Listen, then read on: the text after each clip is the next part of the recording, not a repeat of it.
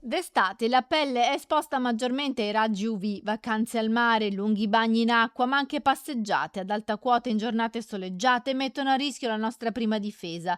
Il melanoma è il tumore maligno della pelle tra i più aggressivi. Il melanoma è un tumore che origina nella maggior parte dei casi dalla pelle per la trasformazione dei melanociti, che sono le cellule che producono la melanina.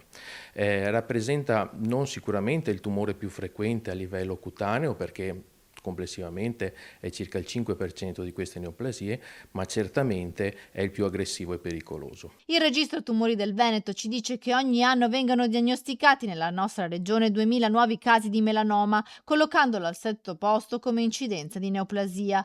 Nei mesi scorsi c'è stata una forte campagna di sensibilizzazione sulle spiagge della nostra regione, dove è stato diffuso un vademecum di prevenzione La tua estate sulla pelle, una guida per riconoscere la protezione più adatta ai tipi di pelle. I principali fattori di rischio infatti sono rappresentati da caratteristiche genetiche, ma soprattutto da comportamenti non adeguati. Esistono più fattori di rischio, una parte di fattori di rischio è intrinseca, quindi non modificabile, per esempio il fototipo, dunque il colore della pelle, degli occhi e dei capelli, ma esiste un fattore che è fondamentale ed è invece un fattore estrinseco su cui noi possiamo intervenire, che è rappresentato dalle radiazioni ultraviolette. In vista dell'estate, dell'esposizione frequente al sole, è importante tenere comportamenti corretti per ridurre il rischio di melanoma e proteggere la pelle. Da una parte quelle di tipo artificiale, dunque dobbiamo evitare assolutamente i lettini abbronzanti, e dall'altra dovremo adottare delle misure di protezione rispetto appunto all'esposizione solare. Queste misure consistono sostanzialmente nell'evitare le ore centrali della giornata, quindi non esporsi al sole